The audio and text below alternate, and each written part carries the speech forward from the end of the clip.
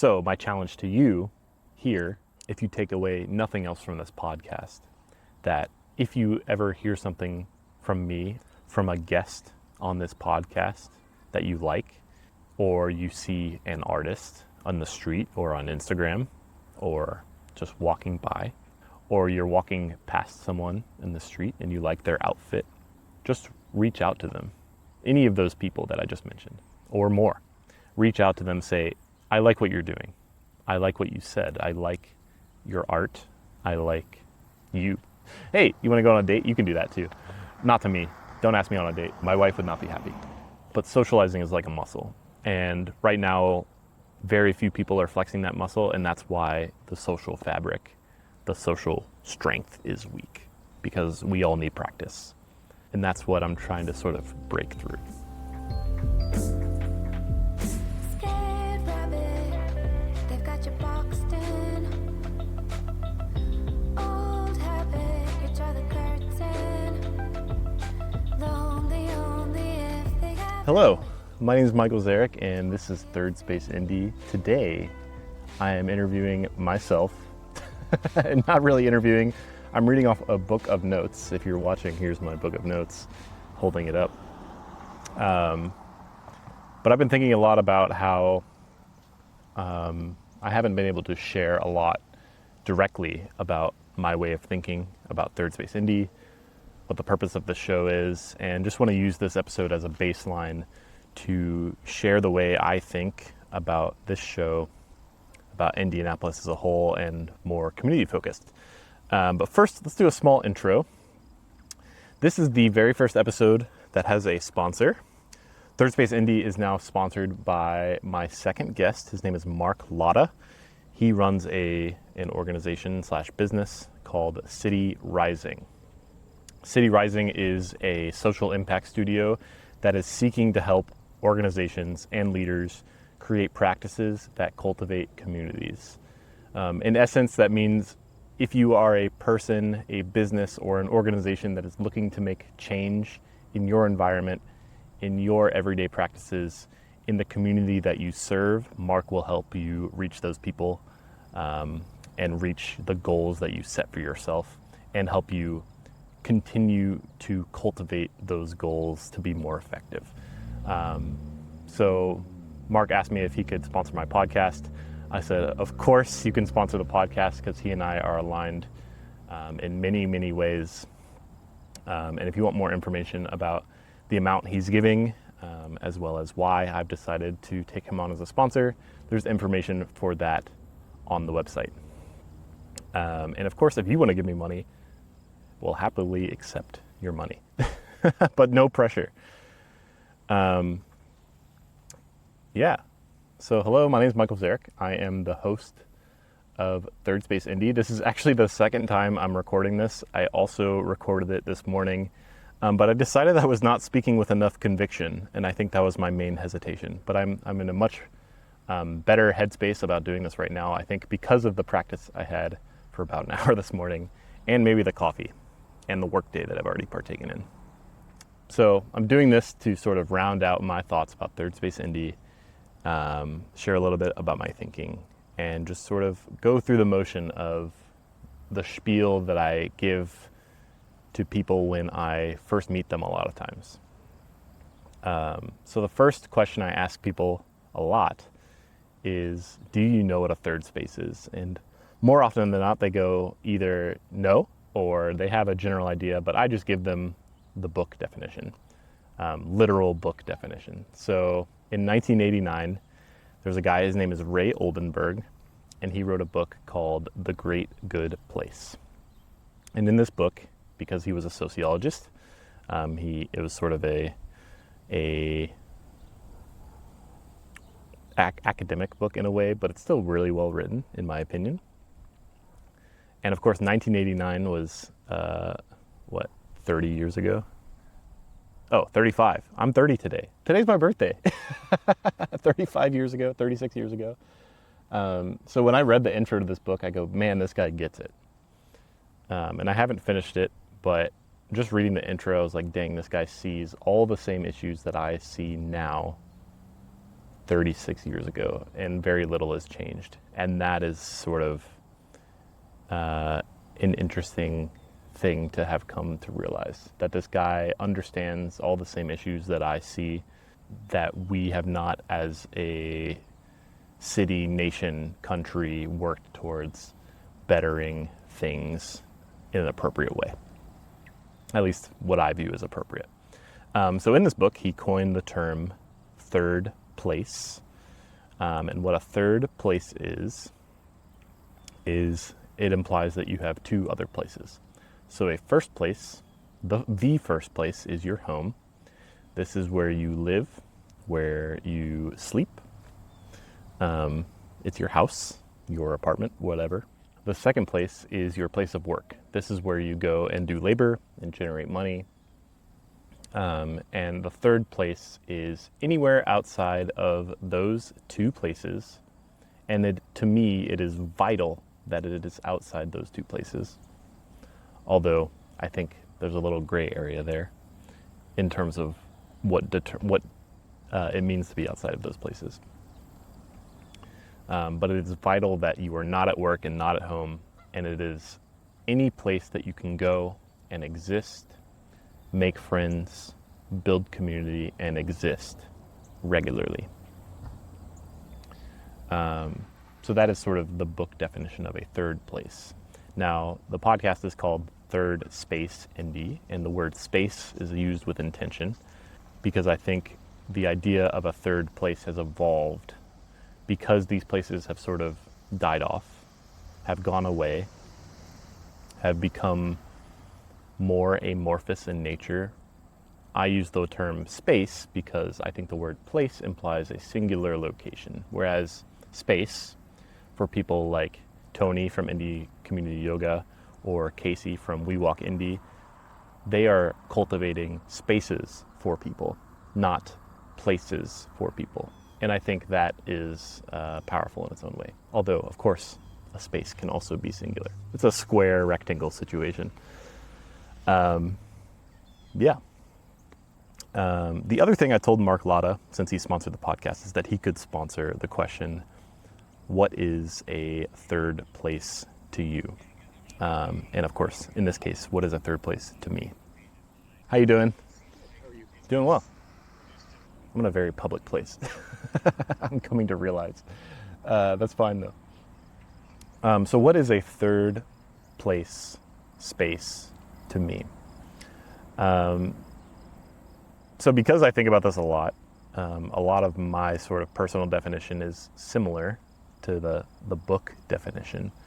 But to me, a third space is a place that you can regularly go, and you do regularly go, to make friends, to talk with people, and converse. And then by extension of talking with those people and making friends and conversing, you then begin to develop deeper relationships with those people. And through developing a deeper relationship with those people, you then begin to empathize with them. And because you empathize with them, you then follow up that empathy with advocacy.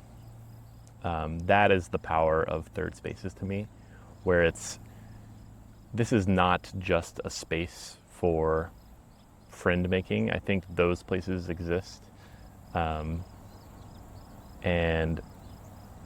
continue to exist. It's pretty easy to make friends, in my opinion.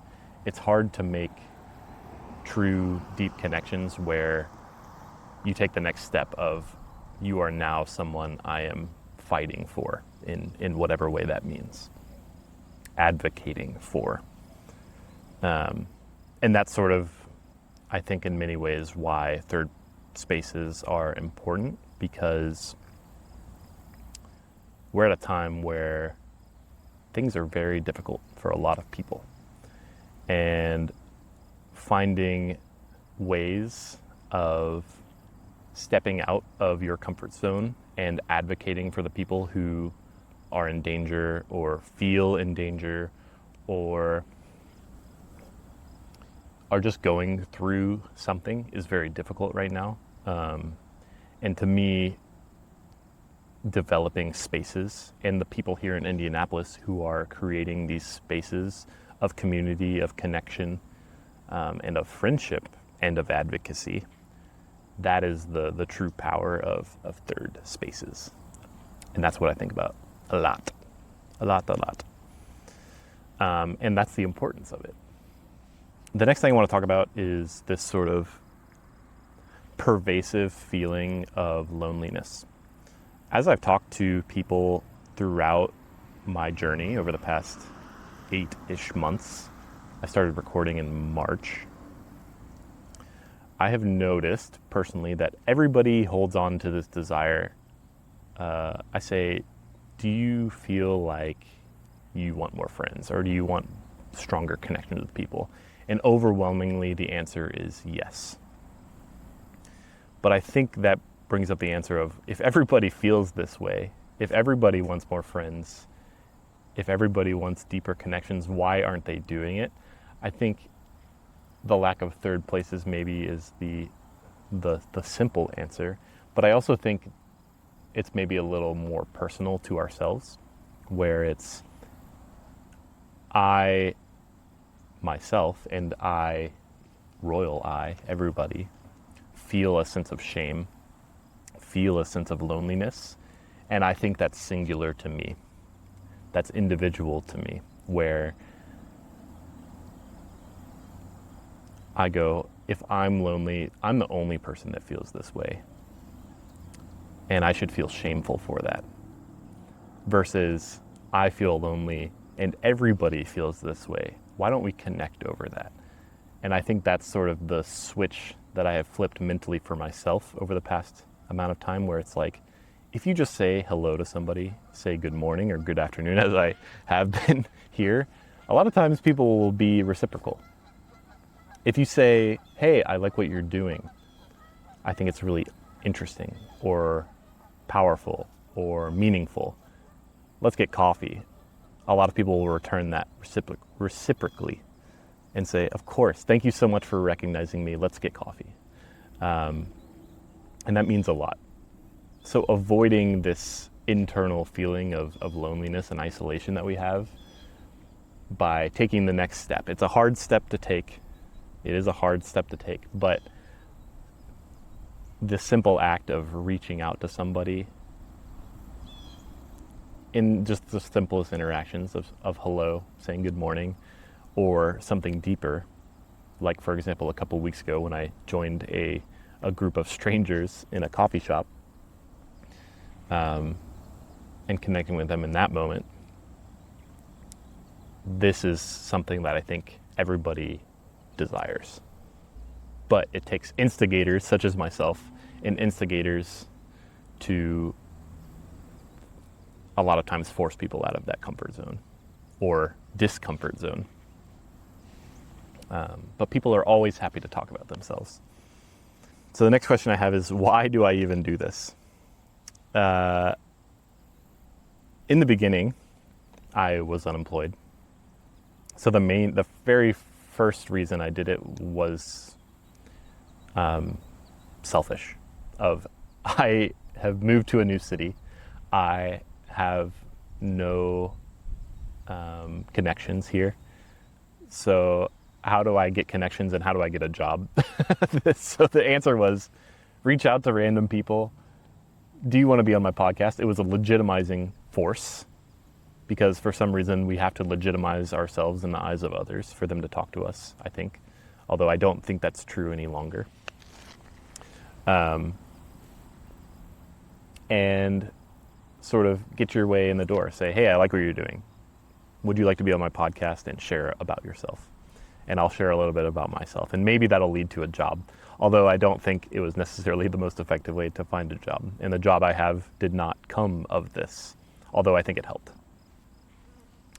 But we have evolved, we being me. To me now, Third Space Indy acts as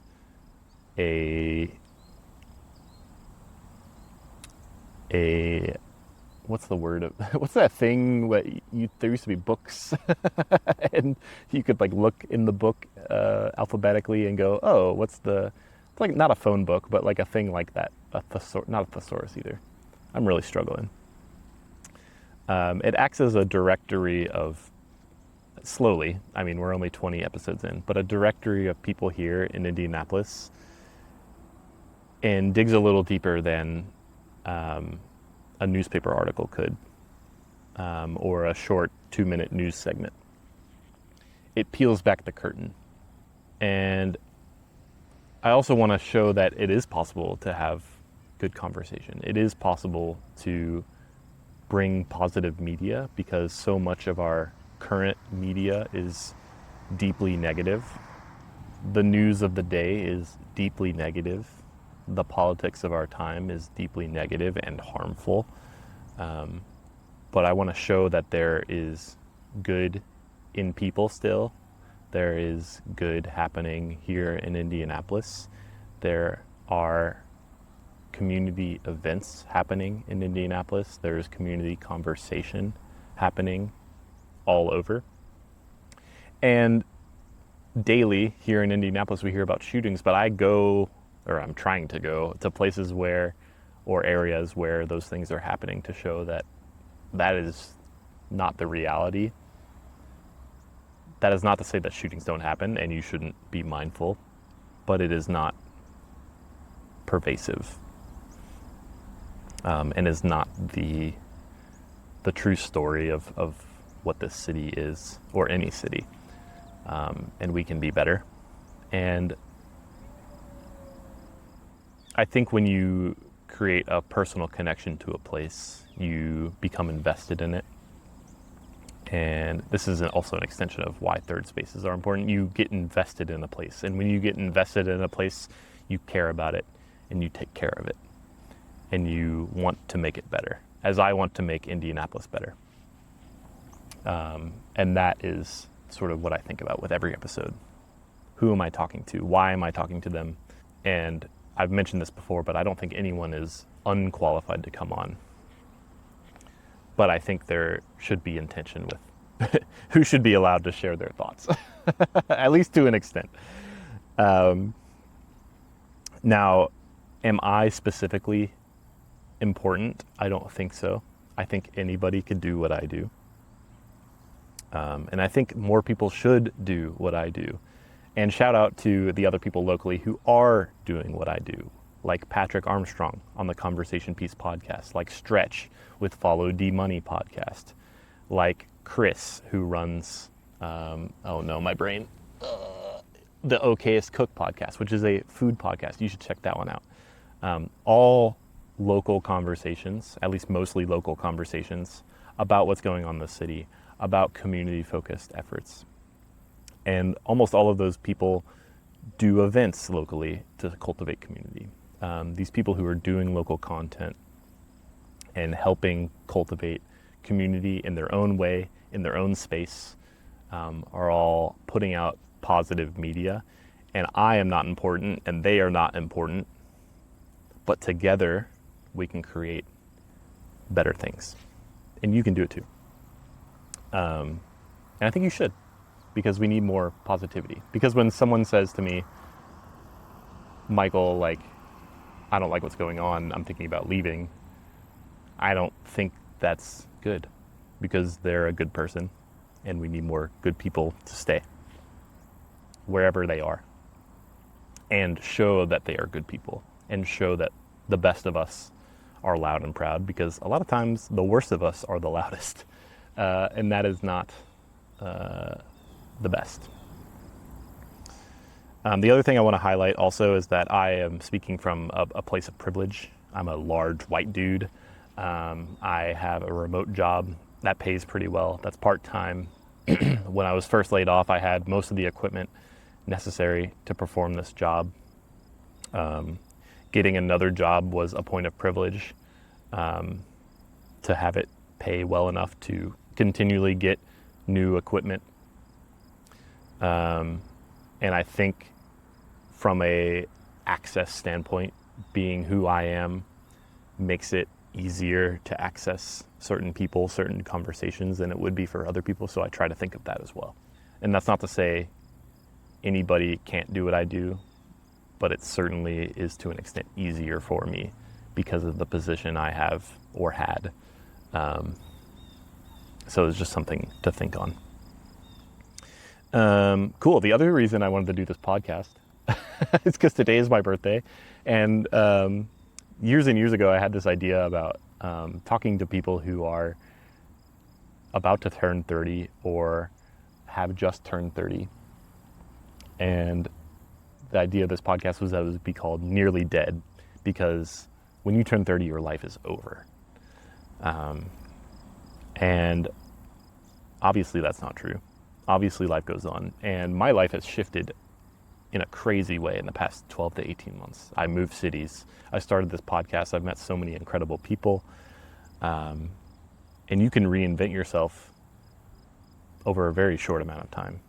And so the idea of this podcast, Nearly Dead, was that you would reflect on your life, who you were over the past 10 years, over the past 30 years, and think on how your life has changed and all the good things that have happened and all the good things that can happen over the next 30 years.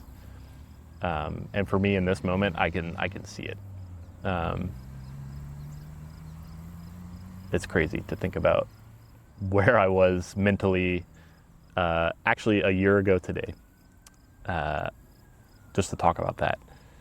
I was not in a good place mentally last year. I was in Northwest Arkansas alone. My wife had moved to Indianapolis without me. So there was a month time span where I was waiting to move as well, because we were waiting to get out of our lease or something. I don't remember. But the state of the world was bad. The Israel-Palestine conflict was weighing heavily on me. The news of the day was terrible. I didn't like my job. I was stuck in the doom scroll format, all of these things. And sorry, there's a lot of cars going by.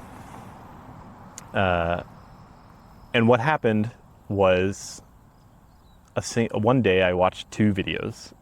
It sounds so goofy that 2 YouTube videos almost did a better job than the therapist I had for a year, although my therapist was great. These 2 videos, one was titled, "You Will Be Okay, You Have No Choice."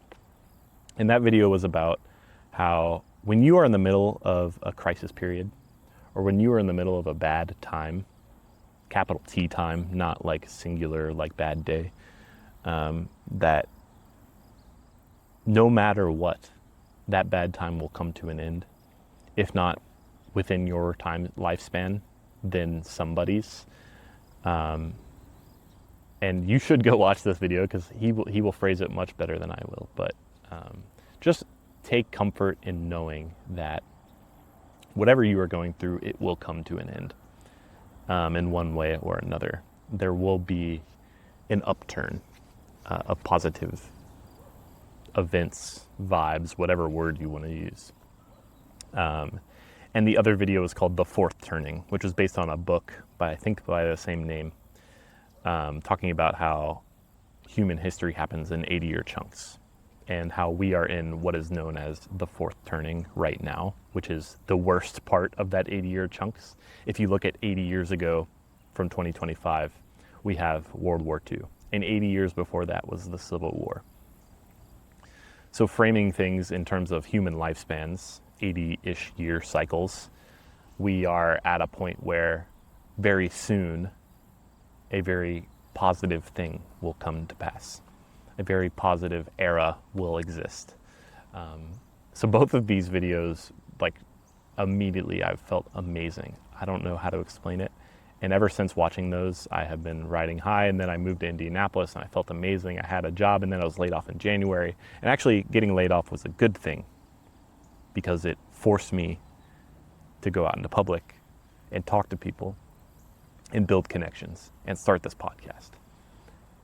And all of that leads into turning 30. So 1 year ago being mentally broken, and today being a new person in many ways, who's more connected to the people around him. That's pretty cool. Somebody asked me what my favorite outcome of the podcast was. Shout out to Alexa from Alley Cat Ceramics. You should go check out Alley Cat Ceramics. I'll say it again. And all the other ceramic studios around town. Pottery is an amazing way to connect with friends that you have now and friends that you don't even know you wanted. Because it forces you to put your phone down and fail a lot and laugh and get a little messy. So go do a class at Alley Cat Ceramics or Mass Ave Mudroom or Yellow Door Ceramics, or there's other ones. Those are the ones that I know off the top of my head. She asked me what my favorite outcome was, and I don't think in terms of favorites, but for her, I will.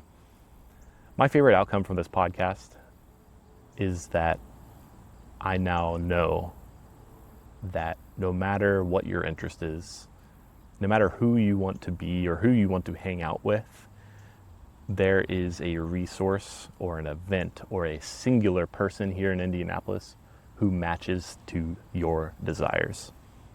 If you want to make movies, or if you want to play sports, or if you want to join the Silent Book Club, or if you want to get involved as a volunteer, if you want to start a business or get access to a business, if that interests you for whatever reason, you can do that here in Indianapolis. And I think that level of access and that level of possibility here is actually fairly unique. It's not something I've felt in other cities personally. And that is the outcome that I've liked, is the knowledge that I have and the ability to point people in the right directions to achieve those things. The next thing I want to talk about is plans for the future. What I really would like to do now is transition into creating events that foster space in much the same way the people I mentioned earlier do. And I want to support the local bus system. So what I'm thinking about doing is a monthly series, maybe with Casey Springer, spoiler, where we pick a neighborhood, we pick a start place, and we pick a neighborhood destination.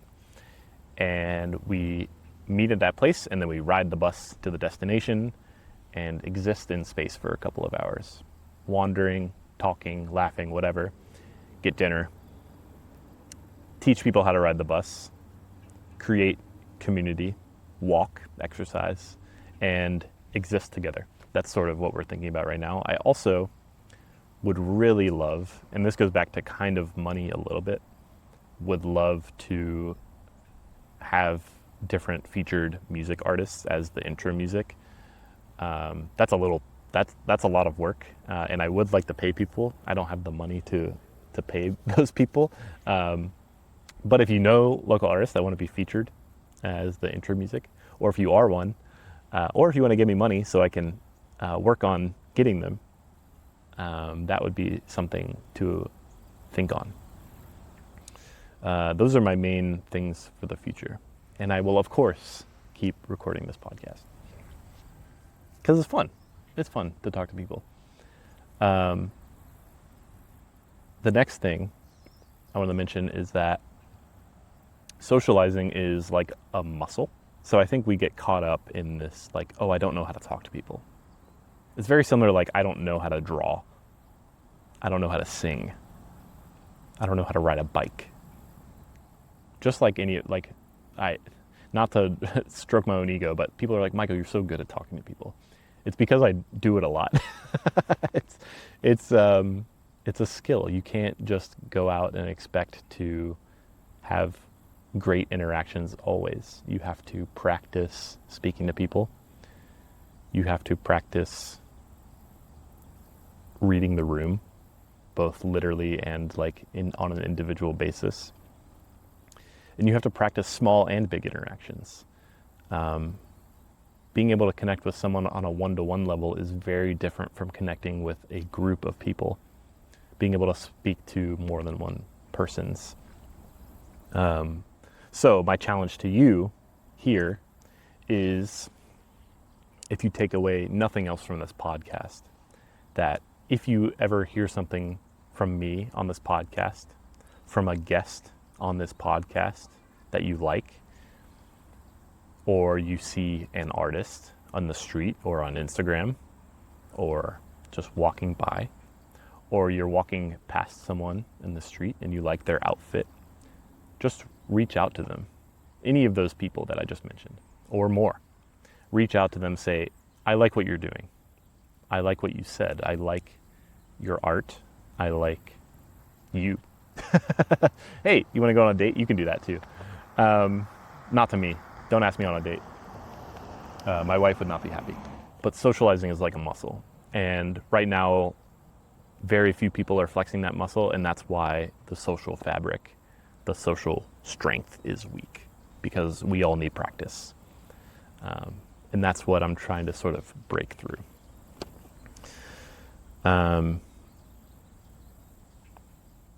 The other thing I would like to say is that you can exist despite your fears. It's hard right now. It's really hard. And doing this podcast is like the best part of my week. Not the editing part, but the conversation part. Sitting down with somebody, peeling back the layers of who they are. For example, Lou Harry, I went into that conversation with the assumption that he was just a board game guy. He is so much more than that. He's a playwright and a romanticist, in my opinion. And he's interested in journalism, obviously, as the lead of the SPJ. And he likes to reminisce on older times. And just such a deeply fascinating guy that I really enjoyed sitting down with. And everybody is like Lou Harry. Not literally, but there is so much more to people than you see on the surface. Everybody has desires and specific interests. There was a woman who bought me coffee one morning who worked at the bank, and I asked her what she was into, and she sort of danced around like not having interests other than work at the bank, yeehaw. But then we finally got to talk about her son, who was autistic and plays baseball and is interested in water towers that no longer exist. And that, I think, speaks to a lot about like that person who thought her only interest was working at a bank is now something more. Her interest is her son, but her son also has specific interests and desires and personality. And I think my favorite part is peeling back those layers and learning about people.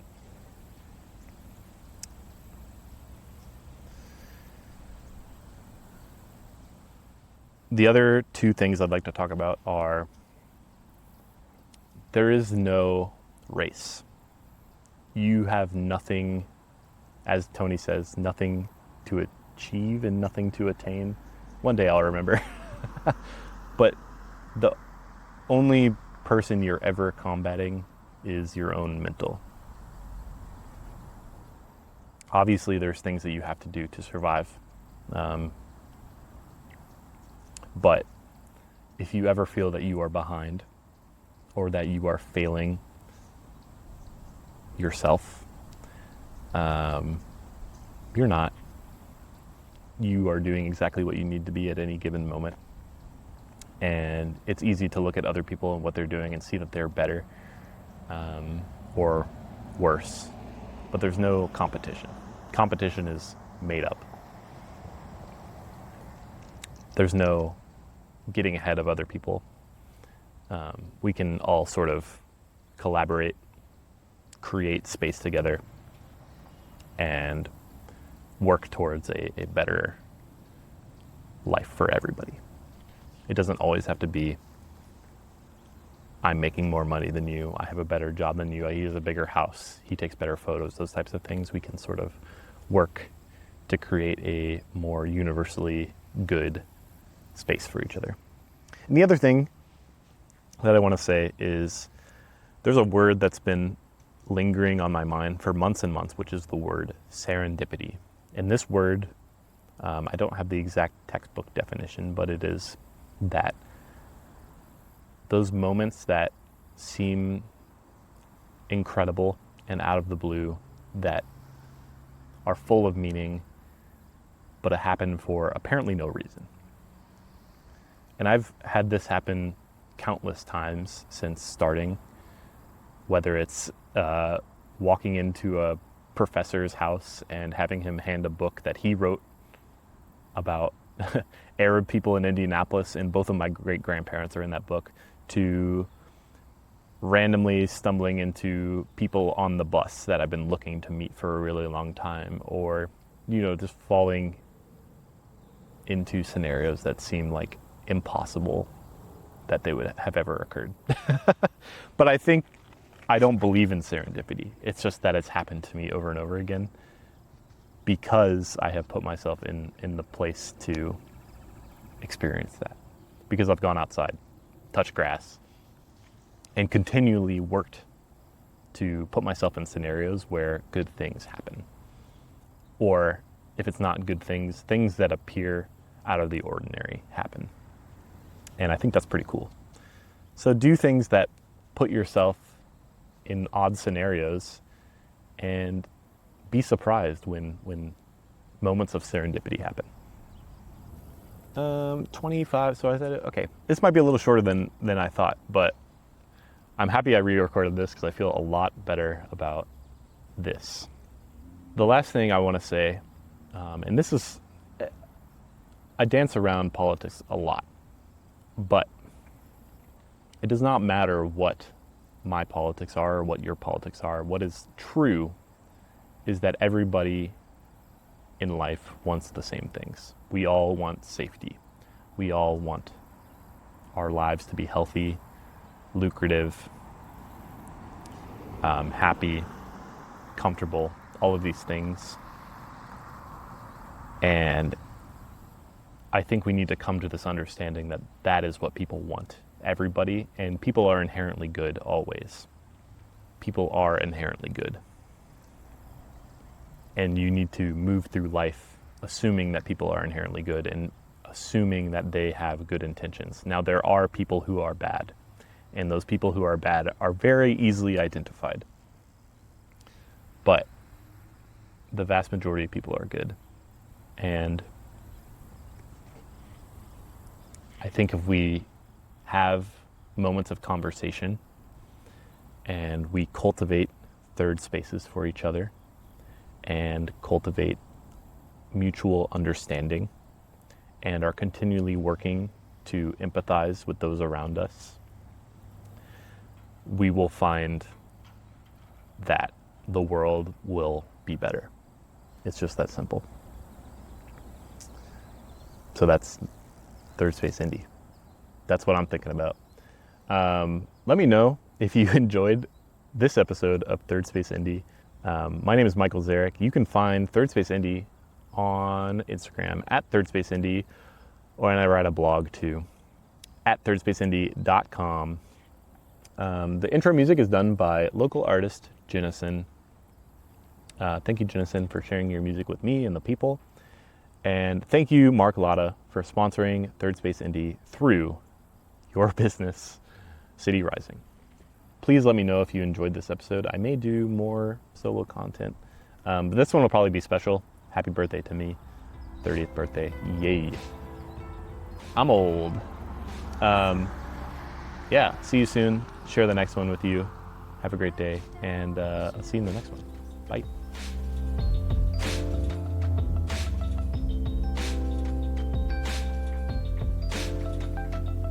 Scared rabbit, is the coast clear? Go grab it, you're gonna starve here. On your bed of death with one regret, but you never said.